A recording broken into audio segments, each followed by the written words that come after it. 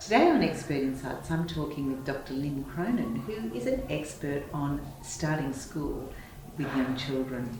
So welcome. Hi Leanne, thank you.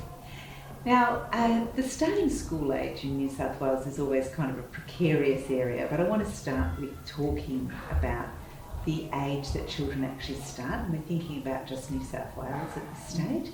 What is the actual starting school age for young children? Formal schooling. Formal, yes. Yeah. Well, in New South Wales, children are able to begin school right up until the end of July in the year they turn 5. Mm-hmm. So there's quite there can be quite a big range of ages when children start school, because some of them may start as they're turning 6 because they actually have to begin school in the year they turn 6. Mm-hmm. So if they turn 6 at the start of the year and they start school, there may be children who are also, still 4.5, starting school at the same time, and they're quite entitled to under the law. So there can be quite a range. Yeah, that's quite a big range, isn't it, for children? And I think it's a tough choice sometimes for families when they're making decisions. They start to think about those decisions earlier and earlier in the year now. So what should families be thinking about when they're considering the age? Because there might be a 2-year window almost in which children can start school. Yes, that's right. And parents are often concerned about this. They worry about that age difference, and they tend to think when children are younger, they're not necessarily ready, and they think if they're a little bit older, they'll be more ready. It's not always the case, and I say to parents, don't just base your decision on your child's age. Think about their strengths and think about the supports that you have as a family and in their early childhood centres in terms of a range of things. So, for example, looking across at their social and emotional skills and development, they're really important as children start school. So how they socialise, how they're able to get along with their peers, how they're able to communicate with other adults, and their self-regulation, how they deal with stresses, how they can sort of keep their different emotions in check. Those sorts of things will support young children in being able to feel comfortable in the classroom and be ready to learn. So that's sort of an area that I would encourage parents to have a look at, and if they see their child is approaching the time to start school, to think about those areas and what supports they can put in place to sort of continue to develop those skills for their children. So what would those supports be that are being put in place? I mean, I'm sure that some families think that their academic readiness is the most important, so they might be thinking, okay, I need to get tutoring or whatever, but it's quite different to that, isn't it? Yes, it is, and having a certain amount of academic skills is helpful, but you send your children to school to learn those sorts of things. And when I speak to teachers and to parents, they tell me that the most important is for the children to feel comfortable and to feel confident socially in the classroom, and then they'll be ready to learn. So for parents, and I know early childhood centres do this really well, they work hard at developing children's social skills and opportunities to play with each other,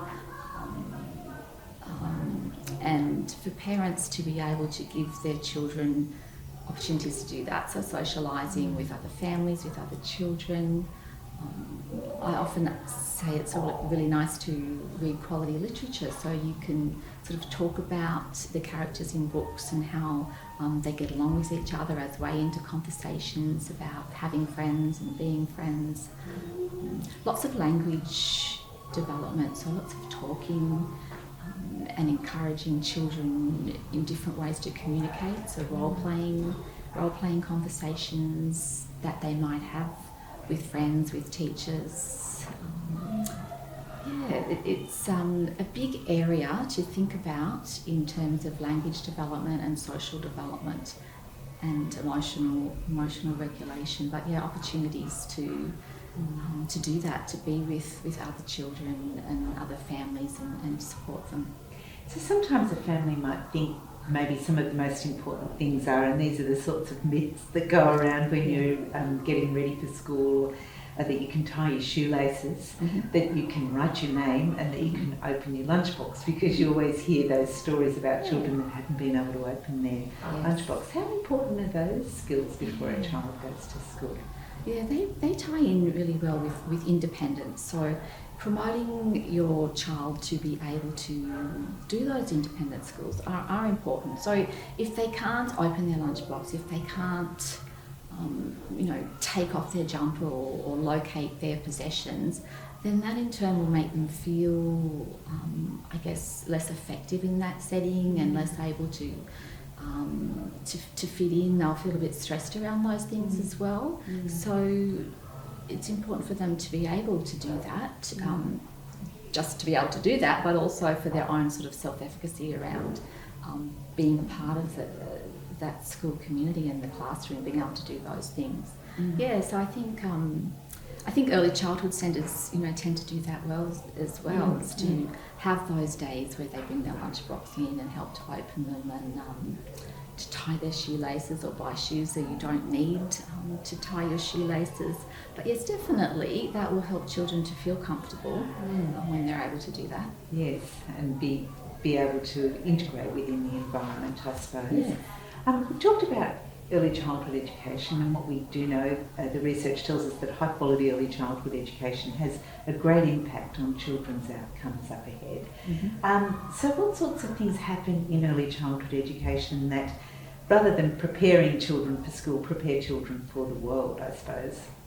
Yes, that's right. And when I talk to early childhood teachers, they tell me that everything that they do from the time the child comes into the centre is about their wellbeing and development, but also in that preparation for what's to happen next. So when it gets closer to the children going to school, they do tend to upstep a few more structures around that in terms of those types of independent skills we just mentioned, more focus on social development. Some early childhood centres might incorporate some of those early academic skills like recognising your name and practising writing your name. But generally what they do really well is through play.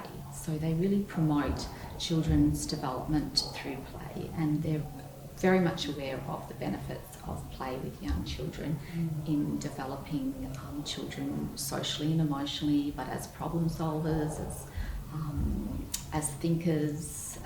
So there's so many benefits from play that quality early childhood centres really focus on that as preparation for school, rather than sitting children down and doing those types of skills that they will do when they're at school. Yes, and we are seeing some play-based curriculums being transitioning into the school space as well, so the importance of play is shared across a range of that continuum of education. What about, what should educators look for when parents might ask, is my child ready for school? What should educators be looking for to give that kind of guidance? Yes, I think they should be looking for those strong aspects of children's social development, their language in particular, their ability to express themselves, to be able to communicate their wants and their needs with others, their ability to sustain friendships, age appropriate for young children. And I think they also have to really, and I guess also self-regulating their behaviour, being able to follow directions, sustain their attention on tasks for a set period of time. But also they have to, when giving advice about starting school, I think they need to take into consideration the family and the context of the family and the child as well, and what's best for everyone involved. when considering, and parents often worry, should we give them another year before they start school? Will that help? And sometimes it will, depending on the context of the early childhood centre and particular needs of the family. So there's a lot of things that need to be considered, and I think each child has to be looked at sort of on an individual basis and their context of family as well before deciding about that readiness for school. Yeah. And maybe thinking about children with inclusion needs as well. There may be special considerations there of where those children might be going to school. So maybe a broader scope of guidance may be needed in that case. Yes, yeah, definitely. I think having that good relationship with early childhood teachers, so they know you, your family, your context and your needs, and being able to support you in what might be the best setting for your child, particularly if they have additional needs. Looking at the school setting, finding out about the supports that they have in place at the school as well, and beginning to develop that relationship with the school community and the teachers in preparation for all the children, but that's most important for children who have specific needs. Yeah. Now, we're at the point where a parent might have made the decision and they're going to send their child to school, or the family's made the decision to send their child to school. What makes for a smooth transition then into the school environment?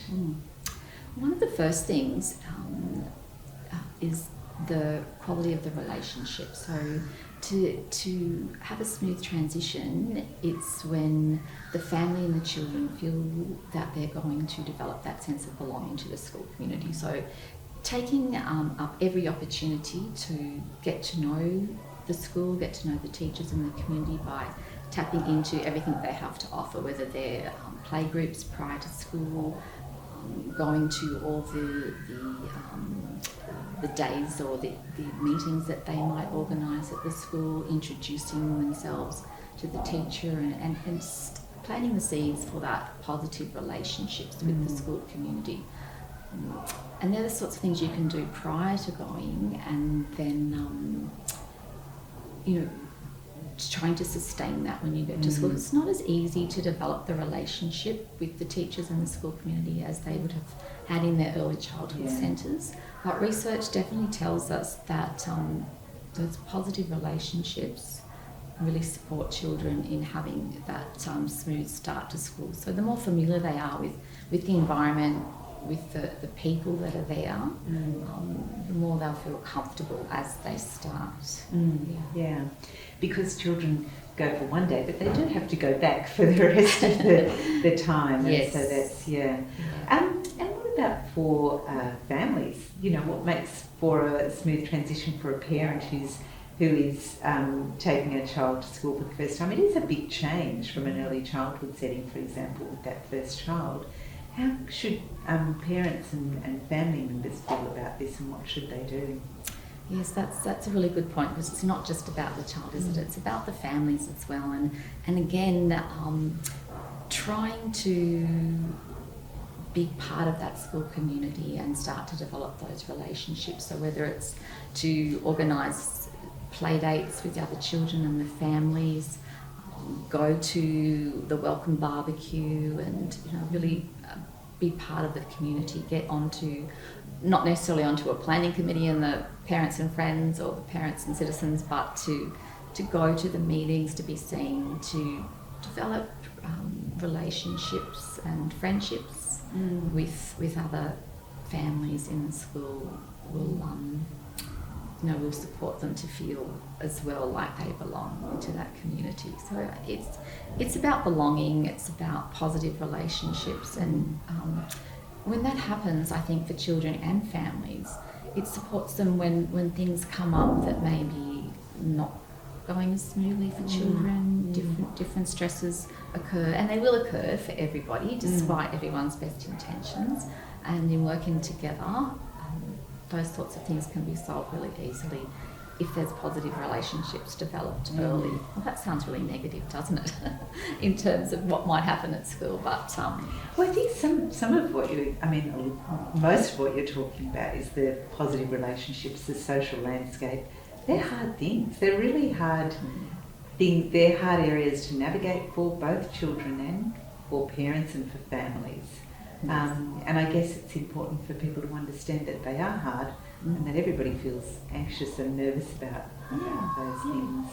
Definitely, and having that information is the power, and by taking up every opportunity to find out about what's happening, to share your stories about your child and your family, I think will make parents feel a little bit more at ease. So in a lot of ways, it's up to the school to provide opportunities for this to happen, and for early childhood centres as well, to sort of make those communications between the school, between the family. So it's kind of like a circle of communication and relationships between the early childhood teachers, the school, the families, and when everyone's sort of working together to share what's going on, then I think everyone feels a lot more comfortable when they know what to expect.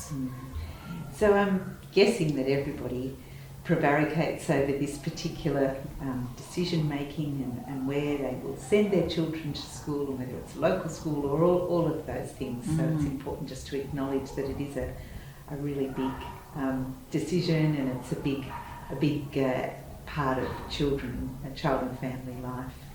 Yeah, definitely. And one of the things that research tells us is that, you know, if the child is 5, if they want to go to school, if they're talking about school, if they know people, friends, or just acquaintances that are going to school, then, you know, that's the time for them to start. And then the other supports and the things hopefully will fall into place. And of course there are those children that are just really wanting to get to school and wear their school uniform all through the holidays. So it's important to acknowledge that children do love to go to school as well. Definitely. And there's lots of changes, but children are really looking forward, on the whole. They look forward to the changes. They're excited about those changes. It's up to everyone around to support them, to to navigate those changes in a positive way, and support that excitement, because it's a wonderful time.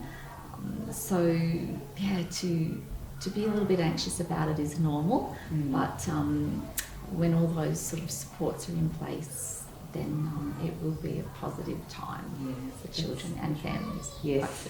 Yeah. and lots of first day photos as well, very important for the school entries. Yes, definitely. And I certainly don't mean to discount, you know, sort of the academic side of school. As you say, a lot of children are interested in, you know, writing and reading and learning more about that, and it's important to encourage that if that's the case. But it's also, I think, important to acknowledge, don't force that, because that will come. It's most important for the children to feel comfortable, to feel happy in that environment, and then they'll be ready to take on that new learning. And as you already mentioned, the foundations for those academic skills are within play, and that play happens really well in early childhood settings. So. Yes, definitely. That's the best thing that they can do to support those early academic skills. There's lots of opportunity for rich exploratory play. Yes. Well, that's wonderful. Thank you very much for the conversation today, and I think that should give families great reassurance about their journey to the formal school world. Great, thanks, Leanne. My pleasure.